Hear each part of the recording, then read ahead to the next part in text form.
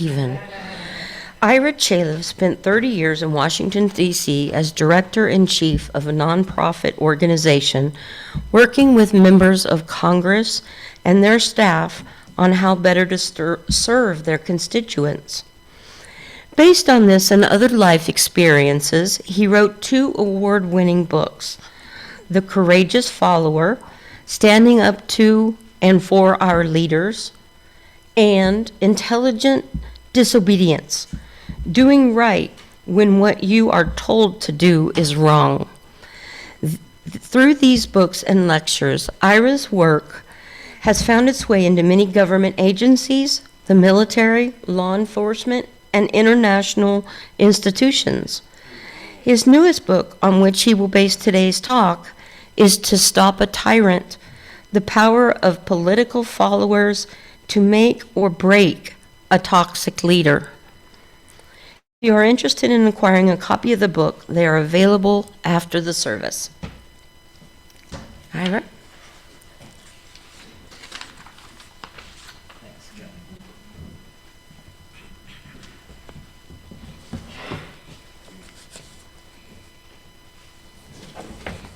Okay, well, thank you for inviting me here. Gary, thank you for doing that beautiful Phil Ochs rendition. It's one of my favorite songs of all time.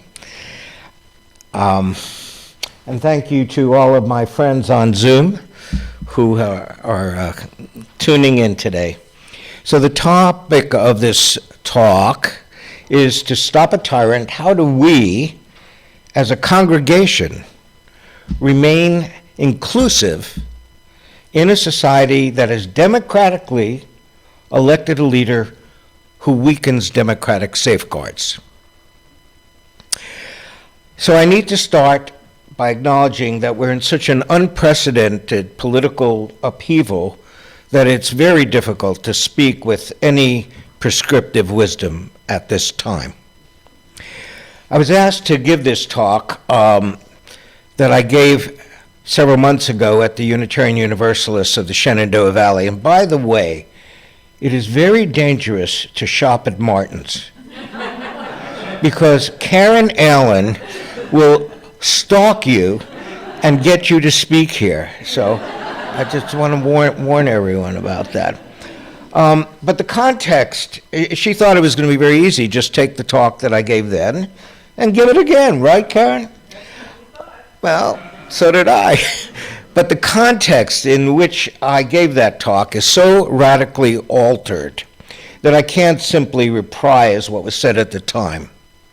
I need to address this new, enormously disruptive context.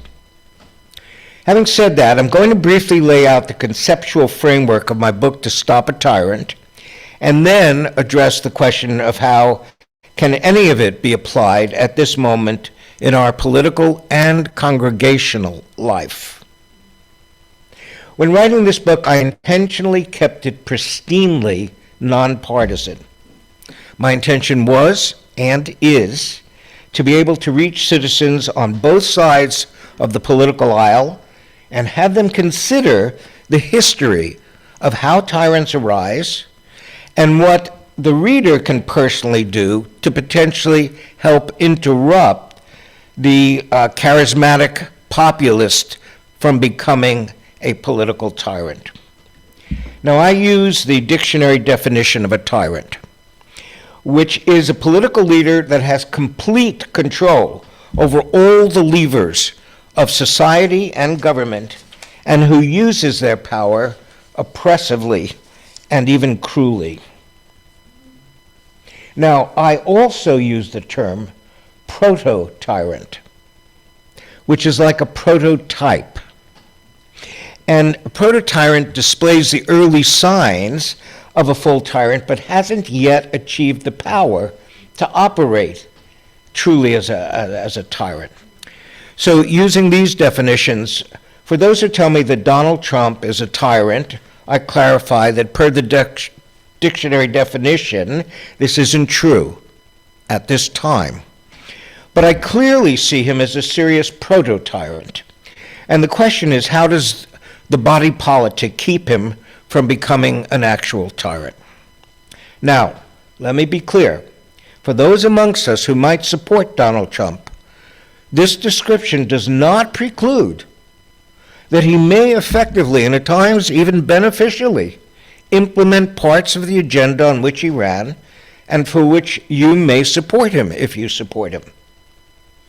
The question I'm addressing is how can he or any strong, charismatic political leader achieve change, even radical change, without violating the constitutional boundaries on power that have protected the U.S. democracy for nearly 250 years? That's the question I'm asking.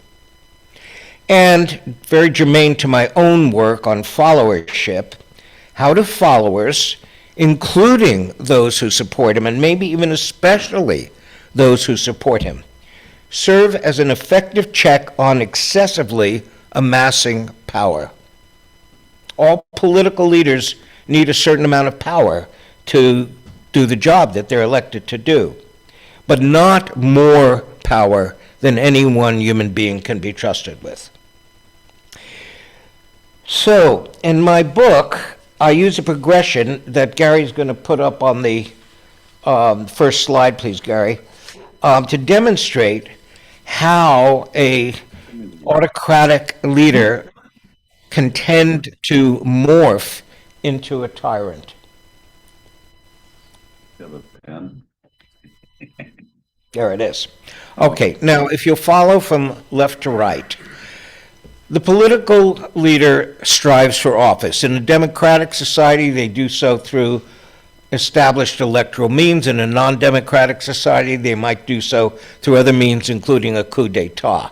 One way or another, the leader achieves office, and they begin to act while in that office. They begin to occupy the office.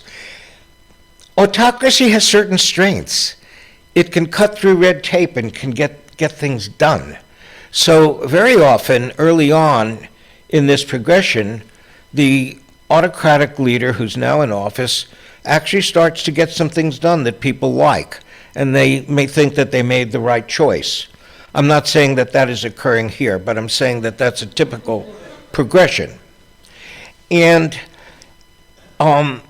sooner or later, though, abuse starts to occur, because as we know, power tends to corrupt. It doesn't necessarily corrupt, it tends to corrupt. Absolute power corrupts absolutely.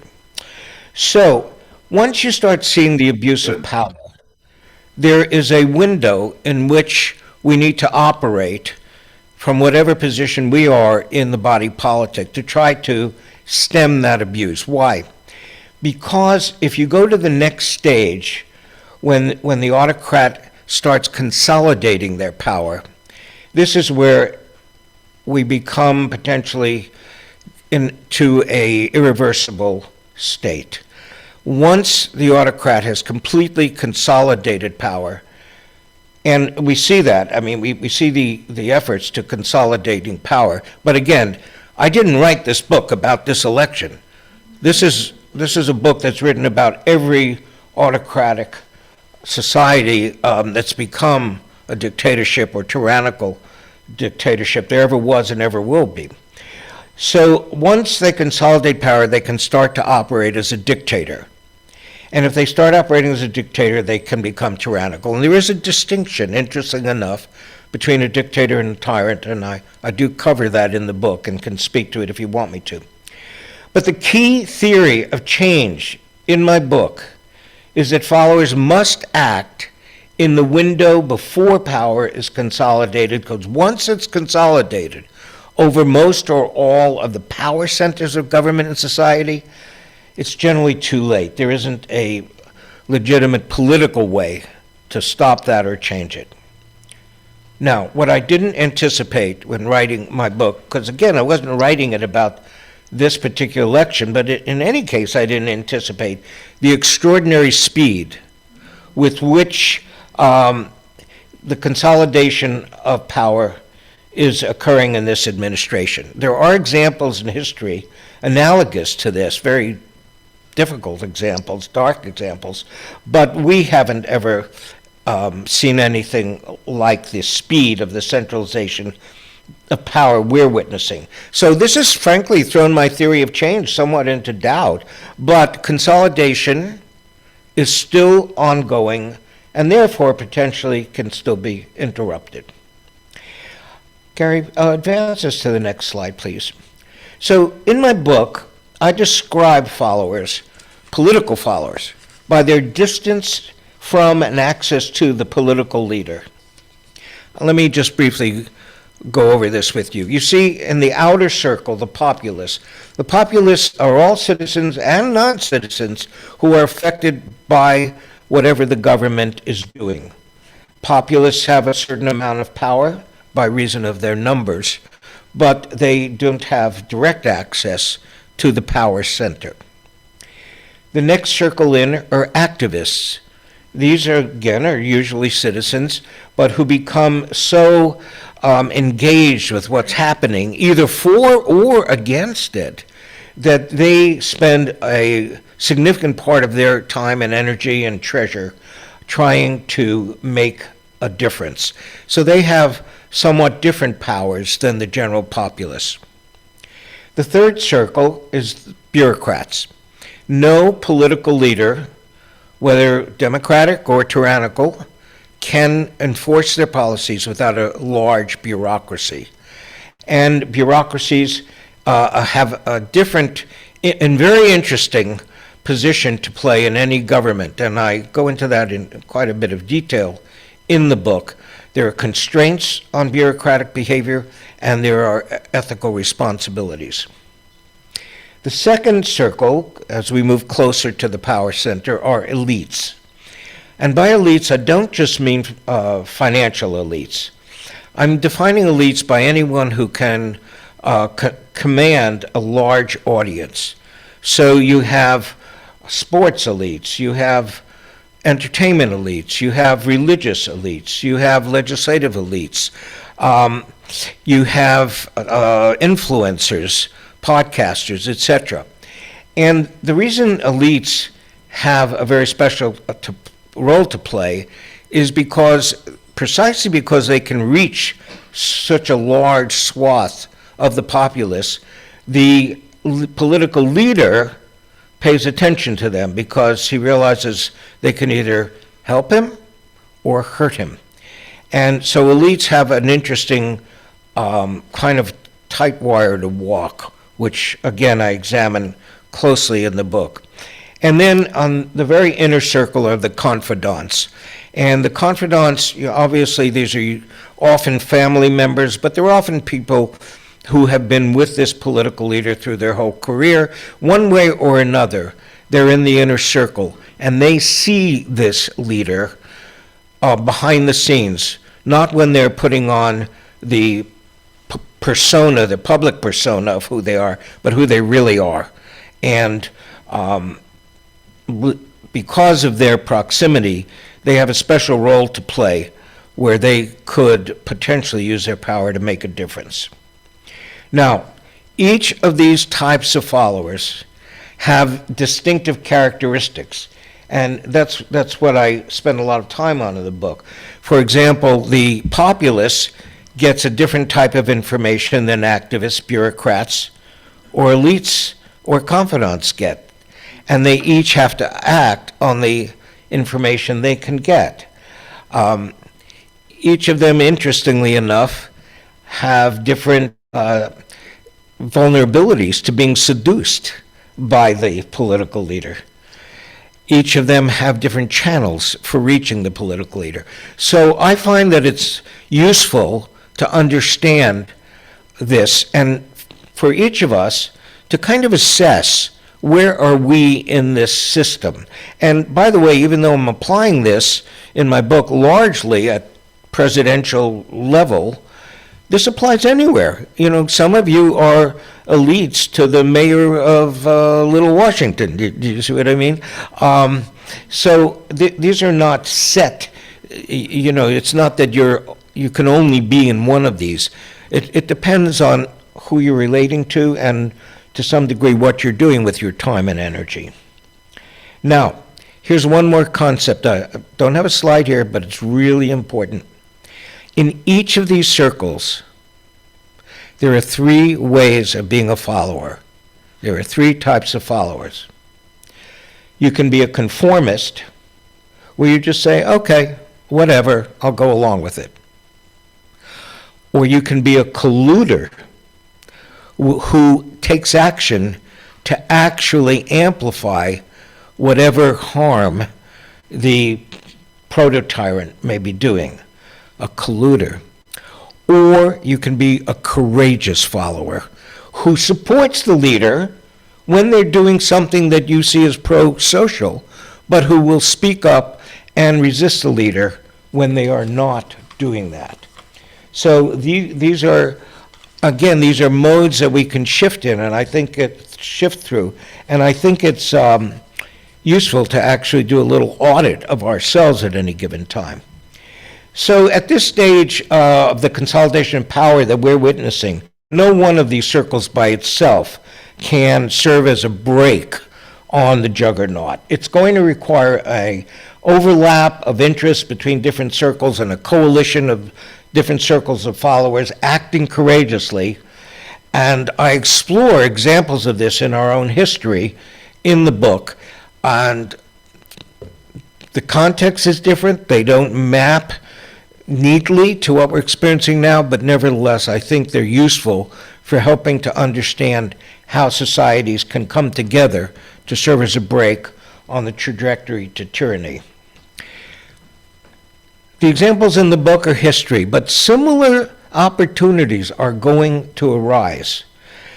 Any juggernaut is going to make too many enemies as it tries to impose its will on the population. And sooner or later, they're going to mishandle a very important event.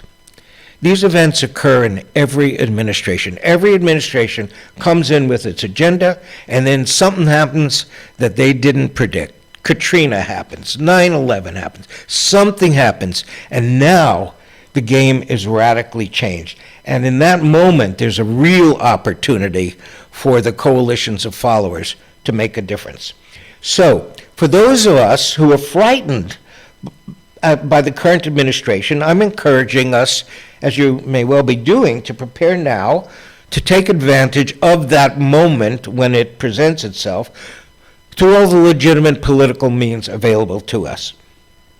For those of us who feel that the basic platform of the current administration is what the country needs, I encourage being part of the movement to curtail the dangerous consolidation of power so that the administration can course correct and use a legitimate amount of power to obtain the goals that you think you voted for it, you see. So I'm being inclusive here. Everyone can play a part. It's in no one's interest in any system of government to allow the excessive aggrandizement of power under the charismatic leadership, whether of the left or the right. And history is as full of tyrants on the left as on the right. Now, how does this perspective apply to a Unitarian Universalist congregation? And here, I am going to cycle back to some of the remarks I made at the Unitarian Universalist Church of the Shenandoah Valley.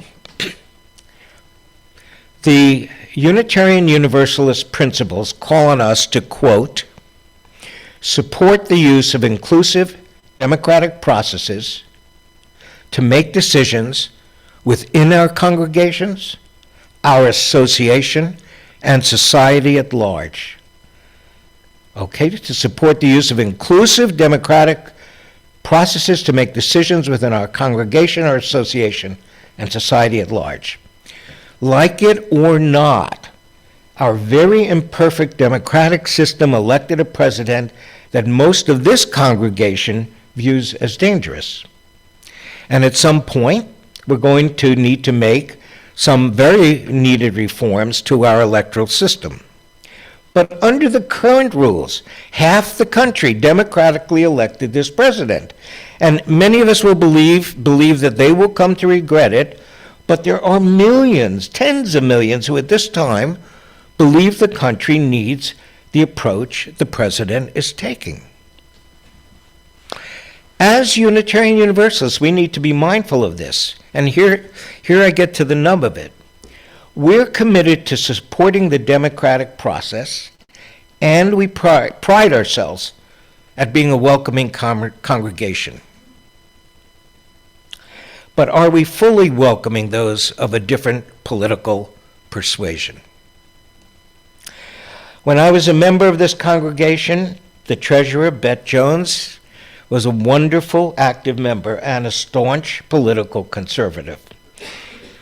She was frequently offended by the political hostility to her beliefs expressed in lay sermons and even in Joys and Concerns.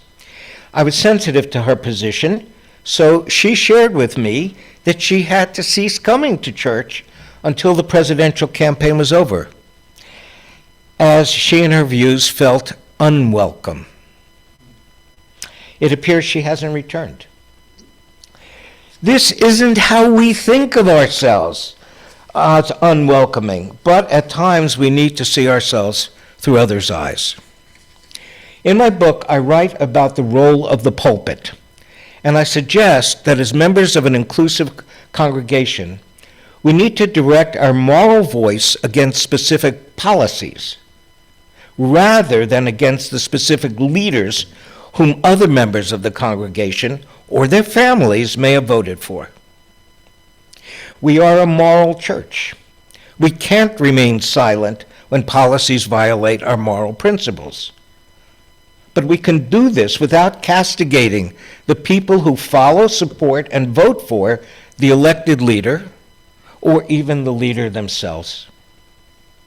If we want to make a difference with friends, neighbors, or family members with whom we can't even talk about politics at this time, we need to be in relationship with them.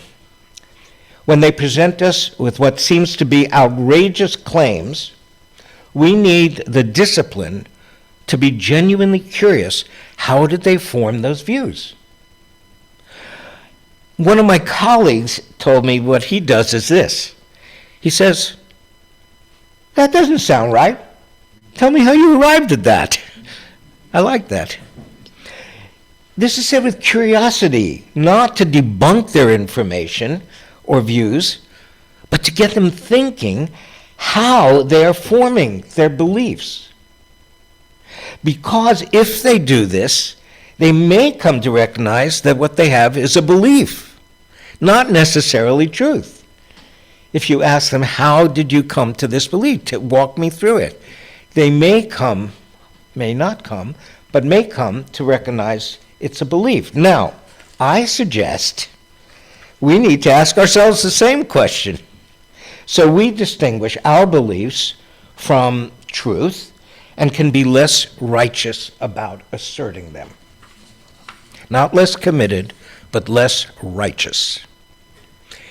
I spend about a third of my time watching Fox News or reading conservative bloggers. It's the only way I can understand what those who hold different political views are basing them on. If you think those on the political right should listen to other news sources, and you probably do, don't we need to model that? Don't we need to be the change we want to see in the world? And I want to emphasize, this isn't moral equivalency.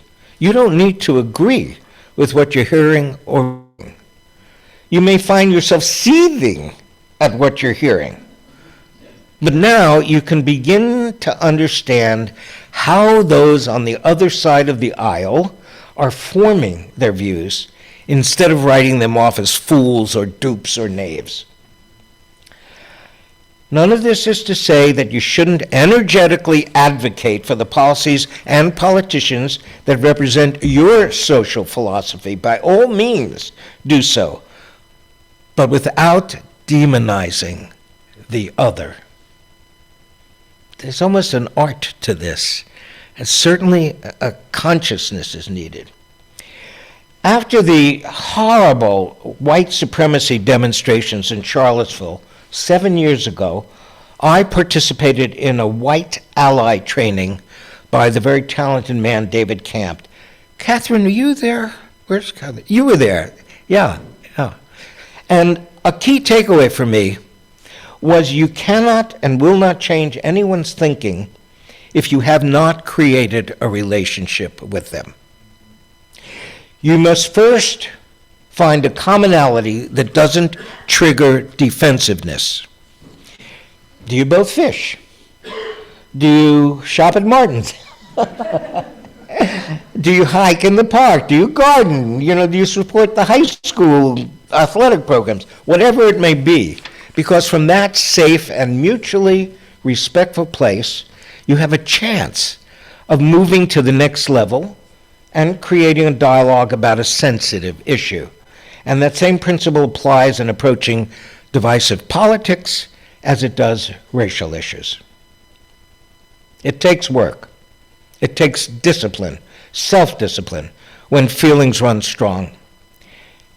I suggest it even takes love for our fellow human being, as hard as that may be at sometimes. But I ask you, have you ever been successful in changing someone's mind about their political candidate by arguing with them? Have you ever been successful? Maybe once, but most of the time it gets you nowhere. It gets them nowhere arguing with you on why you should change your political views. Arguing is not the way that change occurs. Now, both progressives and MAGA supporters have read my book, my new book, and they find value in it. You may find it as one tool to bridge the chasm with neighbors and family. I have about 20 copies here. If you use the book in a book group or a family discussion, take a copy.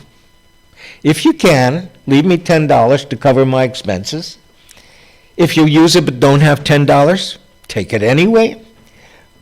But leave a review, because that helps once you've read it. I'm going to end off, before we get into discussion, with a quote that I read on social media recently from a politically conservative friend. And I think it's very appropriate to a loving, welcoming community.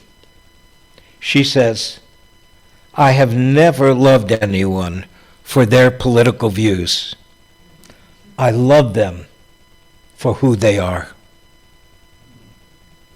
Thank you.